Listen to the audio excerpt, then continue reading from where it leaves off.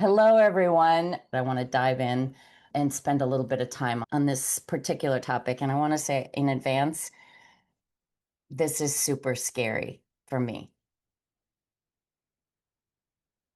This is super scary. This is my baby that I have birthed, and I am going to cut this out. So this is important for me because I've worked really hard and pulled a lot of information and done a lot of things around this. So I just want to say thank you all for being here. Wow. I knew this was going to be interesting, but wow. Okay. Let me take a drink of water and let me get started. This is the most important diet book you'll ever read. And it has nothing to do with what you eat, or when you eat, or how much you eat. There's not a single meal plan in here, not one food list, not one recipe, because you don't need another plan. You've had dozens of plans. You could probably write a plan for someone else right now and it would work great for them.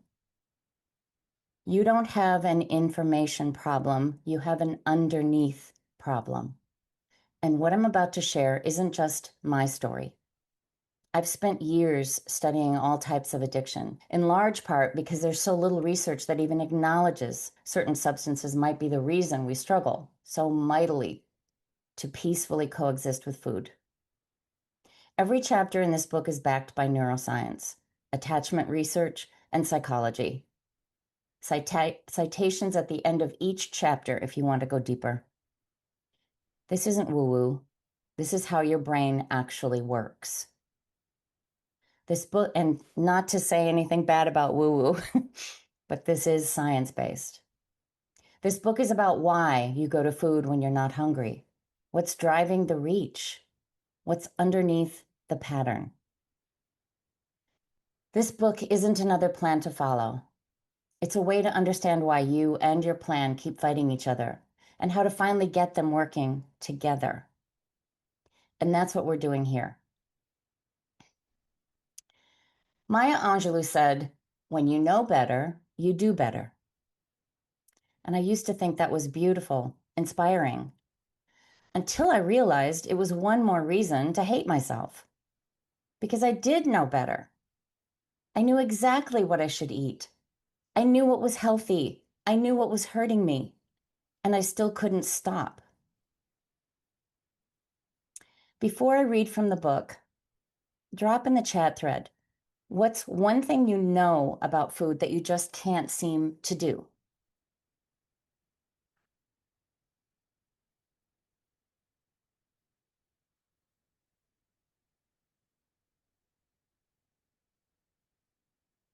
And while you're doing that, let me read from the introduction.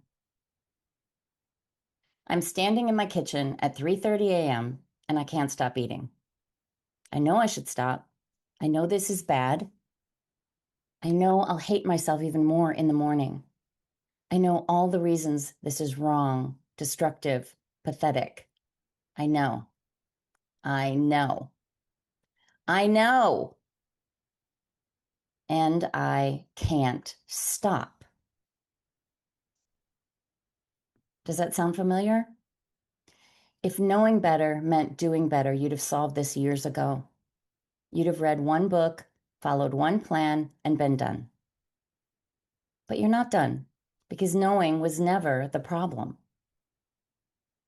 This book club, is about what's actually going on, why you can't stop even when you know, what's underneath the knowing.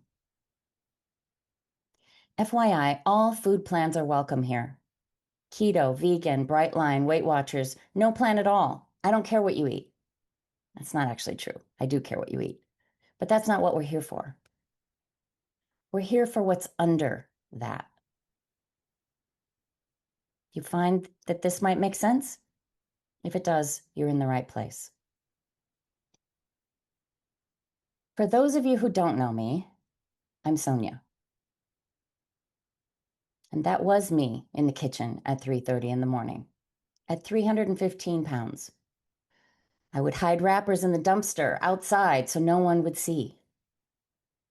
I was successful at everything else, but I couldn't figure out this one simple thing.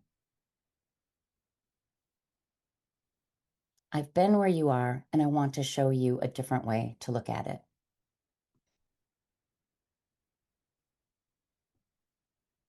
Here's what nobody told me, what I wish someone had said years ago. You're not weak. You're not broken. You're not pathetic. We hear it all the time. You're doing exactly what your brain learned would keep you safe. That's not a pep talk. That's neuroscience. Your brain's number one job isn't to make you thin. It's not even to make you healthy. And it's not to make you happy. Your brain's number one job is to keep you safe. And at some point in your life, maybe when you were very young, maybe during a period of intense stress, maybe gradually over many years, your brain learned that food was the safest, most reliable way to calm an overwhelmed nervous system, provide comfort when none was available, create a moment of peace in chaos, numb emotions that felt too big to feel, fill an emptiness that felt too vast to face. Think about that. Think about all those different reasons, and that's not even all of them. Your brain didn't choose food because you're weak. It chose food because you're smart and food works. It works immediately. It works reliably. It works when nothing else does. That's from my introduction. Your brain chose food because you're smart and food works. That's a completely different starting point. Then I'm wrong and I'm broken, isn't it? What comes up for you when you hear that? That your brain was trying to help you, not hurt you? Drop something in the chat thread if that makes sense for you.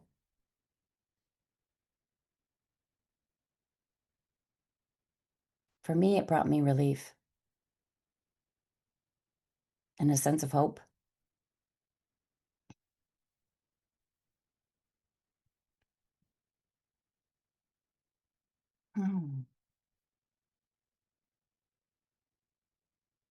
So much in the chat thread.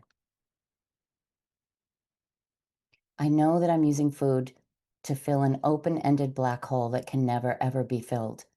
I know, and I can't stop. I know food is an amazing distraction, but it is also destructive. I can't seem to break free of the prison that food has on me. Adrian, I love you, Sonja. Emotional eating triggered. Yeah. I've been eating my feelings all week, and they are not good feelings. Interesting viewpoint. I need another place to find peace. I feel sad that I beat myself up for most of my life as if it was a moral character flaw.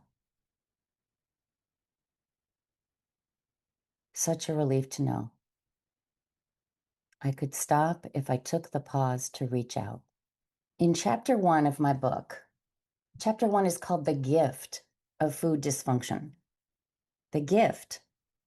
I told you this was thinking outside the box. That's why it's called that. Really, though? It's a gift? Come on. Stay with me here, though. From chapter 1, here's what might blow your mind. Your food dysfunction isn't your problem. It's your solution. For years, possibly decades, your brain has been trying to solve a complex puzzle: how to manage overwhelming emotions, chronic stress, social pressures, and the general intensity of being human in an increasingly chaotic world. Your relationship with food isn't evidence of your failure. It's evidence of your system's creative problem solving. Stay with me, because this is really an important chapter. Well, they all are in my mind. Your patterns aren't broken, they're intelligent, and let me show you what I mean. When I was 6 years old, this is also from chapter 1, I had severe asthma.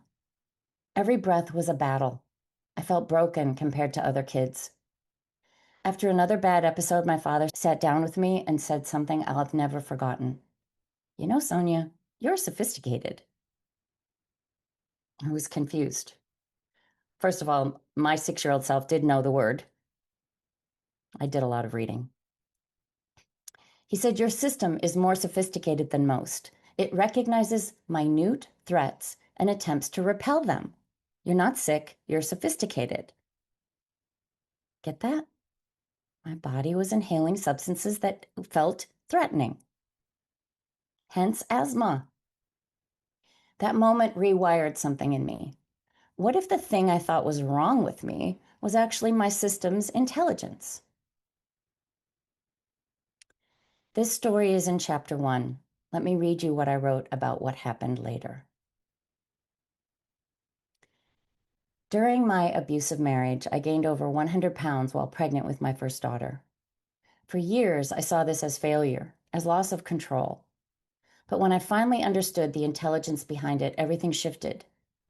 That fat wasn't out of sadness or anger as much as it was a protection against me appearing interesting to anyone else. As long as I was morbidly obese, I wasn't attracted to anyone else. I settled for my painful, debilitatingly sober life. I'm sorry, debilitatingly sobering. Very different. My system knew what it was doing. I was creating safety in the only way it could access at the time. This wasn't random emotional eating. It was sophisticated protection. My brain was brilliantly protecting me from additional complications in an already dangerous situation. What looked like dysfunction was actually my system's remarkable intelligence working to keep me safe. Remember, that's what our brain is supposed to do. What looked like dysfunction was actually sophisticated survival. Before I go on, this is a really intense subject for me. I just want you to hear. So I appreciate if this is bringing something up for you. But what's something you've always seen as broken about yourself around food or anything that might actually be sophisticated? Might actually be your system trying to protect you. Just notice. Drop a word or two if you want.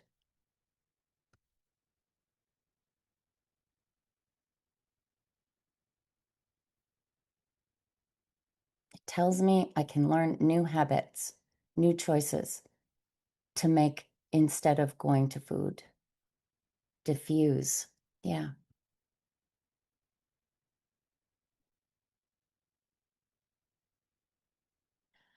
Also from chapter 1, Thomas Edison famously said, I've not failed. I've just found 10,000 ways that won't work. If you spent years trying different approaches to food and your relationship with it, you haven't been failing. You've been conducting advanced research. You've been earning multiple doctoral degrees in understanding yourself. Your PhD in your own nutrition. You know exactly how different foods affect your energy, mood, sleep, digestion, inflammation, and mental clarity. I'm hearing that voice that's coming back. I'm in the middle of this. It's not part of the book. I'm hearing that voice coming up. Yeah, but I know these things, but I still do it. I want you to just parse these pieces out and just give yourself a little bit of applause. Take out your little cheerleaders, your little pom-poms, and tell yourself, yeah, you actually do know how different foods affect your energy, your mood, your sleep, your digestion, your inflammation, and mental clarity. What you have, again, not out of the book, but what you have versus what I have are completely different needs. My body is different from yours. That diet is not necessarily going to work as well for you, or it's going to be different for you than it is for me. PhD in your own patterns. You can predict with startling accuracy what triggers your food cravings, which emotions send you to which substances, and how stress affects your eating. You might already know all of these things. Your PhD in your own stress response. You know exactly how your nervous system responds to pressure, overwhelm, and change.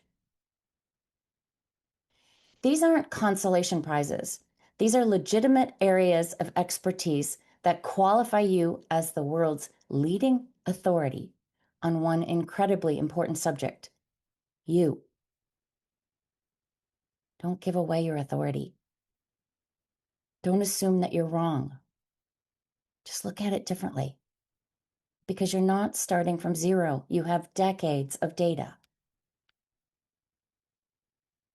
I have a list of gifts in here in chapter 1, and one of them, gift number 2, early warning system for overwhelm. Think about this. Overwhelm. Your food patterns are incredibly sophisticated early warning systems. They often activate when you're approaching your capacity limits, before you might even consciously recognize that you're overwhelmed. Think about this. Before you're even consciously able to recognize that you're overwhelmed, you get that craving. You get that urge. You may not even be able to stop yourself. You may even realize what you're doing halfway through the first bag.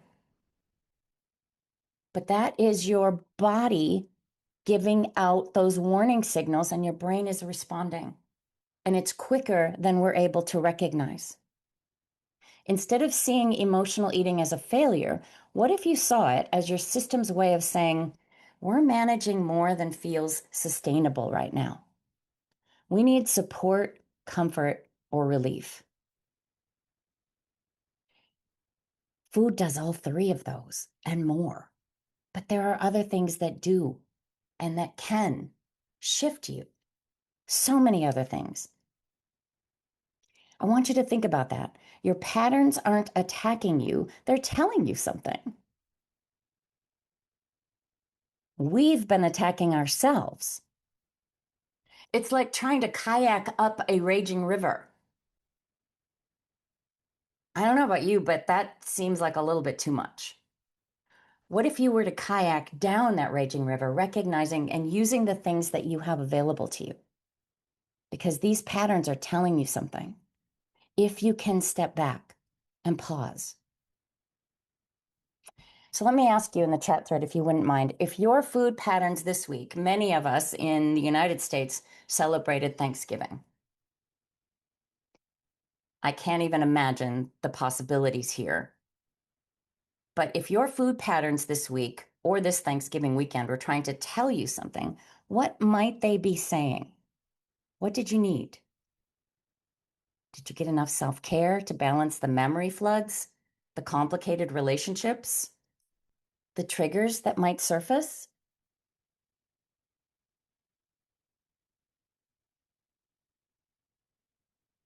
Keeps me safe from unhealthy relationships, less chance of making poor choices in friends or boyfriends. Turned the volume down, and when I eat, it's all about me. It's my brain's version of self-care. Your patterns are not attacking you. They are telling you something. Thanks for the quote, Tina. I ate food I don't like to please the hardworking cooks. Yeah. So much to unpack just in that little nugget. Inability to confront or concern about hurting someone else's feelings. We'd rather take it on ourselves. Most people with food issues are uber caregivers. And so that in itself speaks volumes about what was going on in your head. You might not have wanted a confrontation. I might be lonelier than I want to admit or acknowledge. Definitely family relationships that are triggering. Yes. Comfort. I'm looking for comfort, love, warmth. These substances that we use, most of them are ultra processed, designed, and manufactured to create a high bliss point. And that means that it's going to immediately hit all of the things that we need in that moment. That's why it's so consistent. And it works every time. It's unconditionally loving because it works every time. It's consistent because it's manufactured.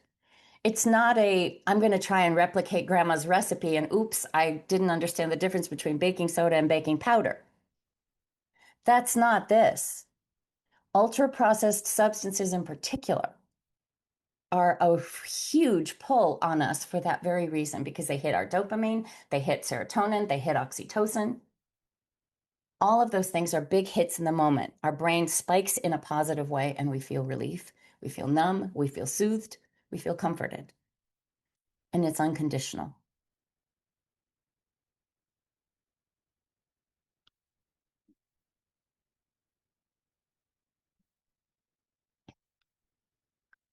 Gift number 4 in this chapter talks about emotional eating often increases when we're feeling isolated, misunderstood. I want you to just imagine yourself in your Thanksgiving or your gatherings, any holiday gathering. Isolated. You can be isolated standing in front of a group of 50 people.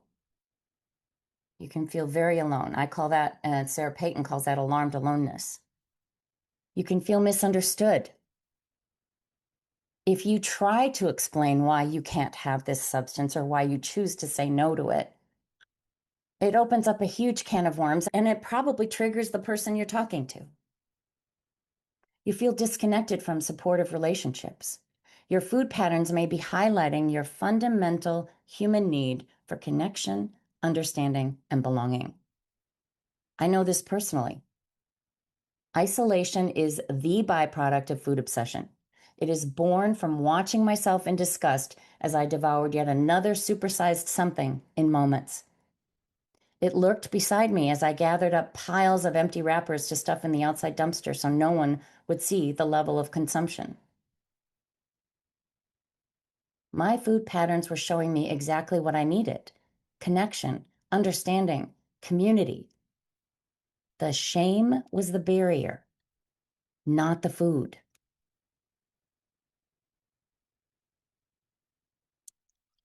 From chapter 1, here's what I finally understood after decades of fighting myself. It has taken me a long time to recognize they are not the enemy. Food is not the enemy. There isn't one. I needed to walk this gauntlet. I'm resilient, passionate, thoughtful, and caring. I'm wise and strong and curious and courageous. I am me. A me who's open to possibility. A me who's willing, finally, to think outside the box. That's where we're headed these 5 Sundays, today and 4 more in December. Not fixing what's broken, but understanding what's intelligent, seeing your patterns differently. So here's the shift from what's wrong with me to what is my system trying to tell me? From shame to curiosity. I love curiosity. It's one of my favorite places. I think that's why I love detective novels so much. From fighting yourself to understanding yourself. That's what we're doing for 5 weeks. All food plans are welcome. We're not talking about what you eat. We're talking about what's underneath. I'd love to hear from you right now. Drop a word in the chat thread or a question. What's landed for you? What surprised you? What are you sitting with right now? I'm going to remove my spotlight so I can see if anybody'd like to raise their hand. Anybody like to ask a question? There's a few things I'd like to ask. How was your holiday? How did it go for you? Yeah, hey, let's.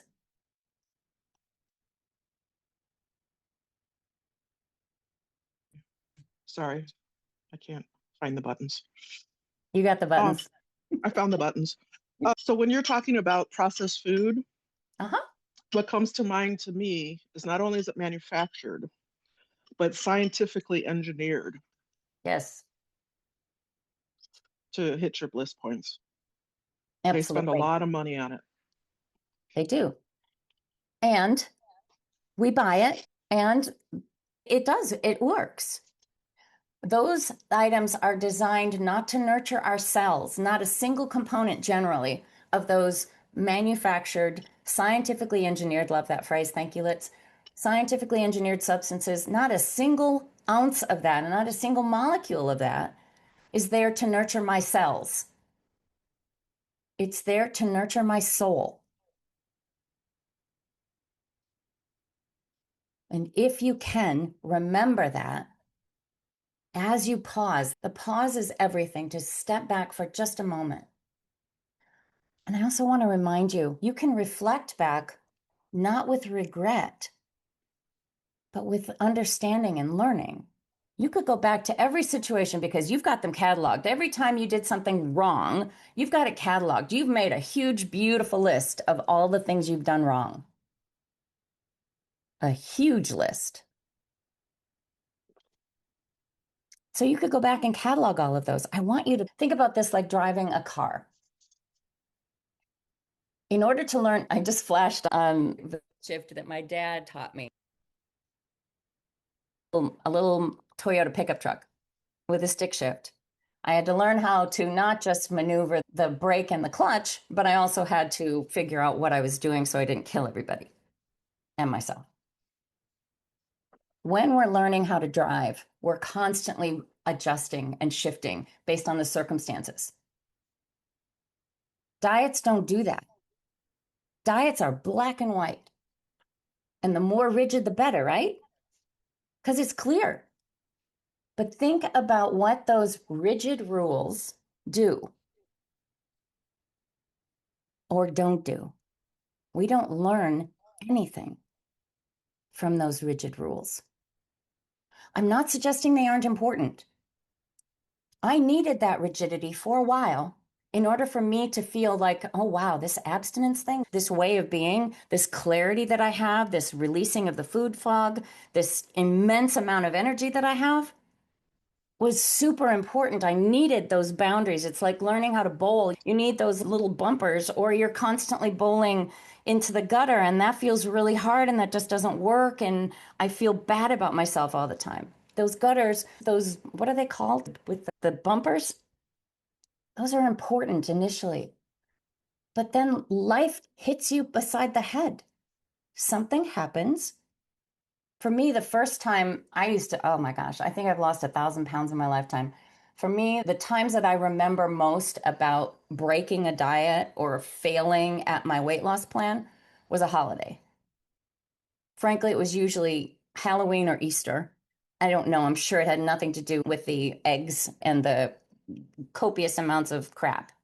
I'm sure it had nothing to do with that. Like it was going on forever. But the idea that I need to recognize that life is here. I need to be able to maneuver these minefields. When I was learning how to drive, my dad first took me out in a parking lot so that I could get used to the clutch. Okay, the parking lot definitely had boundaries.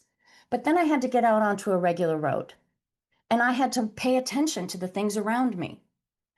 And we're not doing that when we've got these expectations that someone else is going to tell me whether or not it's okay for me to change my meal this afternoon. Someone else is going to tell me and give me permission to use my turn signal. We can't do that and learn. Our brains are not functioning that way. There's many, chapter 3 is, we're going to talk about that next week. But chapter 3 talks about the different ways in which we learn. And frankly, diets fail in that process. They are a good mechanism to start, for you to start to understand. You need to figure out your own food plan. You need to figure out what works best for you with your schedule and your interactions with people. How many of you are feeding other people? How many of you are regularly taking care of others? How many of you are isolated and feeling very alone all the time? Each one of these things could impact whether or not we bother to take the time. As an isolated individual, when I first started my last weight loss process, that me was by myself. It's hard sometimes to do all of the work that's required when you're by yourself. And it can be hard to do that when someone else wants something else and they're in the house and they want, my My family of origin was meat and potatoes had to be on the plate. Three things had to be on the plate: meat and potatoes, and the other one was usually corn or peas. It wasn't a real vegetable.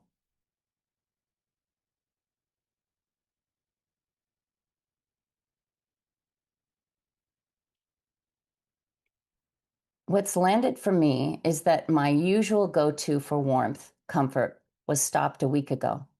Now I can reflect and see how useless and dependable, nonetheless, food is. How convenient that it's food season. I can notice, and now that I see, I can set myself up for success by planning other ways to fill me up. That is exactly right. Do not look at a circumstance where you feel like you just toppled into the Grand Canyon of ditches as an awful event that you should shut up and close out and go out. Tomorrow's another day. No. It is an opportunity to reflect on what happened and why your body grabbed for that thing. Because by the time your body grabs for that, it's reached its max.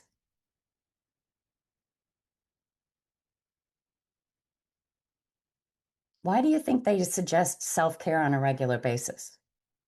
To balance out the crazy that's going on in our worlds. I have a concept I call front load joy. I found early on if I danced and sang in the morning at the top of my lungs, frankly, because I love to sing, it activates my vagus nerve, it calms me and centers me. It has the capability of long sustained notes, which is heart rate variability. Really important. And dancing, of course, is movement, lymphatic system, making circumstances and situations, setting up situations that work for you.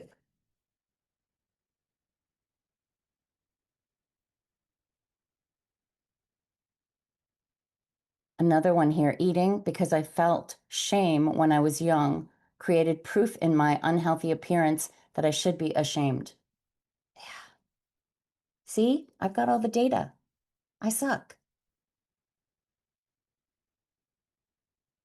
There is so much about these engineered substances that creates a circumstance with that bliss point. Think about bliss point. How many times do you go to bliss point? Naturally. You can. You can.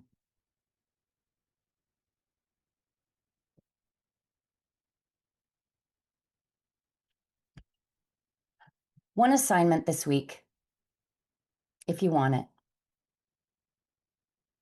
When you reach for food and you're not hungry, instead of, what's wrong with me? Ask, what is my system trying to tell me right now? You don't have to change anything. Just notice. Be curious. That's the detective work. That's where we're headed. I want to keep these short and sweet for you because everybody has a lot going on in these seasons, but I do want you to be able to take these nuggets. I really encourage you to get my book. It's available on Amazon. It's currently deeply discounted at $14.99 for the hard copy. It is a behemoth, but it's definitely jam-packed. I have also an online version that is video, audio, and text for every chapter. I'm calling it an interactive living book. And that's available on my website, transformwithsonia.com. I've also deep discounted the willpower course right now. I'll send along links for that as well. I'll put these all in the chat thread right now, so you've got them. And you will get them in the email. Where's my chat? Oh, it's over here.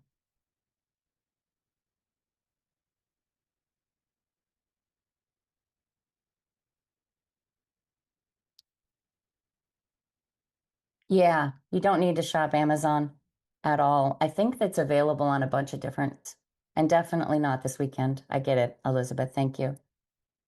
Tommy says, thank you, Sonja. I've been front loading joy this week. Music and moving my body, particularly in the morning, totally fill me up. If you don't have it, my app is completely free. Transform My Path. Find it on both iPhone and Android. And in there is pinned to the top is a lymphatic 7 minutes that we've been doing a lot of. It's been a lot of fun. So go ahead and grab that.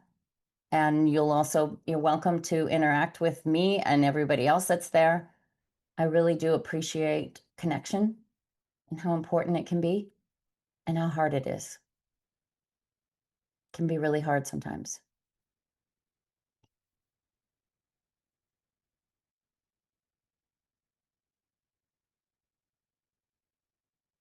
I'm torn between wanting to eat well to live longer versus wanting to eat for comfort. Because who knows how much longer I'll live? Yeah.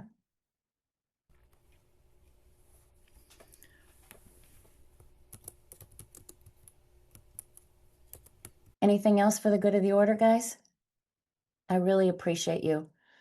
This has been a little nerve-wracking to read from my own book, from my own experiences, and from my hard work for my 10 plus years in this iteration and my 66 years of learning about me. I really appreciate it. Patricia asked an interesting question about what the desire to overeat is telling us. It is, and it's complicated. It could be physiological. If your if your system is overstressed, your body needs to get back into balance. And so it's going to ask for something that will give you those hormonal hits that will calm those other systems or shift them. It can be an automatic response. Our striatum in our brain automatically has habits that form, like when you've come back home from a really long day of hard work, and your go-to is to sit on the couch and grab something, share it with someone you love. That's a habit. That's a very different thing than a food trigger. A habit like driving. I used to drive home from work and I would run through the drive-through on my way home. It was a 40-minute drive. By the time I got home, everything was consumed, and I would put all the wrappers in to the dumpster outside so nobody could see it. That was a habit and also a solace. There was stress associated with the drive home. There was exhaustion from the day. My willpower was completely depleted. There are so many reasons. Those are just habits. The habit of 3 o'clock in the afternoon, getting up and going right into the kitchen. It's an exhausting time. All of our systems are needing a boost at 3 in the afternoon. And we've used food for that for so very long. Then let's talk about the gatherings that we've had this week, possibly. The relatives that we've had relationships with that have been less than. There's maybe confrontation that we don't want to have. How many of us have taken food off the counter and grabbed it and taken it off somewhere, stuffed it in our purse and eaten it on the way home? There are so many physiological pulls, and that food substance grabs it and immediately fixes that solution in the moment. The irony is that the more you beat yourself up, the more stress your system goes into, and the more you want to eat more. That's the crazy part. It is crazy. I know I sometimes find myself just perfectly content and satisfied with what I've eaten, but maybe, I don't know, it could be any number of reasons. I'll eat more and then I'll be full and then I might still eat more. And that's an interesting one too, because when I first started this latest program that helped me release a boatload of weight, I ate according to the specifics on that plan. Yeah. I wasn't paying attention to my own physiological needs. I really struggle with digestion of oats. And yet I was having oatmeal every morning because it's I was told to do. I wasn't looking at what my body needed.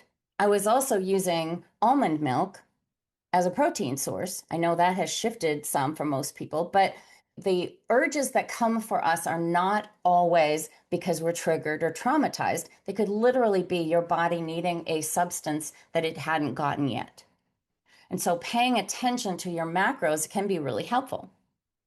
There's a whole bunch of new easy ways. I use Chronometer sometimes Chronometer does a really good job of doing a snapshot of your food and giving you some idea about what you just ate nutritionally, so you can see the balance, you can see what you're missing, and you can see what you've had an excess of. There are any number of reasons. That's why it's so complicated. That doesn't mean that we can't. That's what this picture is all about. This picture that I have on the front of my book. This is, might look a little weird to you, but see if you notice all of these threads. Oh, yeah. This is our life. This Yeah. is the box that we're in that is so complicated and woven with all these different beautiful colors. This is designed to potentially look at, wait a minute, I don't have to stay in this box. This box was created to keep me safe. That's what our brains do, especially when we're 5 or 6 or 7 or 12. We don't have anything else to use. We can't depend on someone else to figure out what's going on in our heads. That's our work. We get to figure out why we went to that substance, why we needed more. We might not always get the answer, but we can look underneath much more easily. We can look inside much more easily at the advanced age of 66 than we could at 6. Yeah, thank you. Sounds like still doing a pause and being curious is still the start of figuring out what's going on.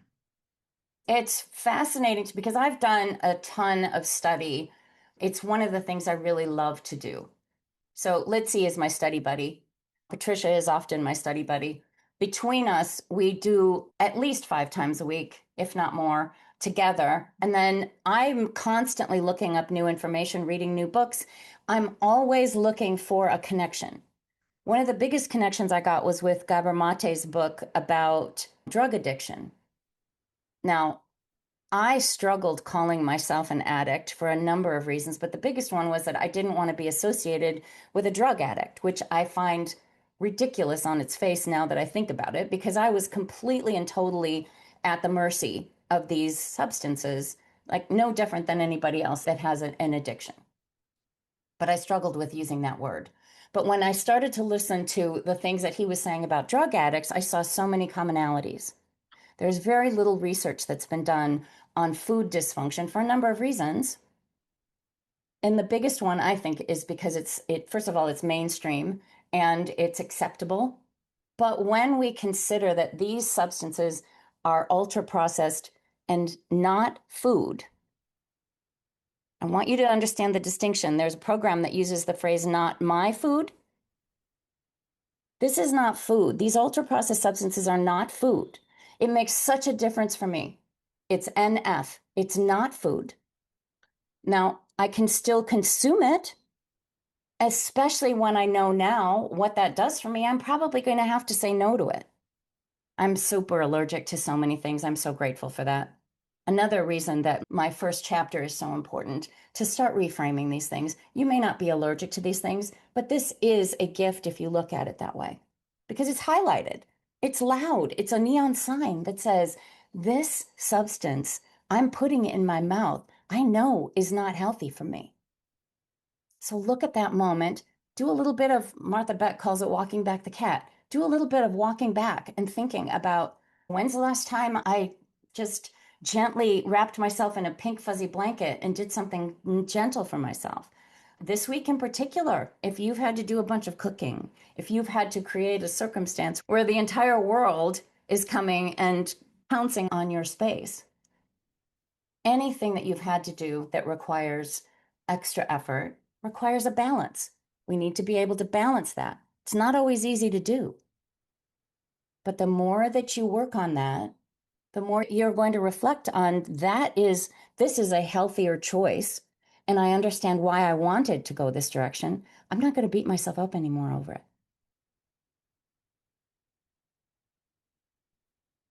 So helpful. Thank you. Yeah, I'm glad Patricia asked that question. That's good. That's very helpful. it is. Anything else from anyone before we go? I want to thank everyone for putting notes. Yeah, go ahead, Barbara. the willpower course you just talked about, Mhm. what day is that and how long is it? It's offered on Evergreen, so I taught it like 3 or 4 years ago, and it's available, and you can grab a hold of it and just start going through it yourself. Okay, self-study. Yep, absolutely. Thank you. It's 12 weeks long and loaded with PDFs, additional support options. Yeah, it's definitely a rich course. I based it off of Kelly McGonigal's book on willpower. She's a neuroscientist who does a lot of work on actually food dysfunction. So she's one of the few. All right. Anything else? I want to give you a standing O. Thank you, Thank Tommy. you. Thank you, Tommy. Great. For anyone that doesn't know, this is the Magic's phrase for, or a symbol for standing ovation. We get to have support. We need it. It really feels good. I just got a wonderful hit of serotonin. Thank you. Serotonin lasts a lot longer. Dopamine is a hit that goes like that. Serotonin, you know how it is after the second or third bite, it doesn't taste good anymore. Dopamine's an anticipation hormone. Serotonin is a happy hormone. And it lives in the gut biome. And if your gut biome is out of balance, guess what? So is your serotonin. Okay. Enough science from me for today. Have a wonderful day, everyone. Happy Sunday. Mwah. Love you all.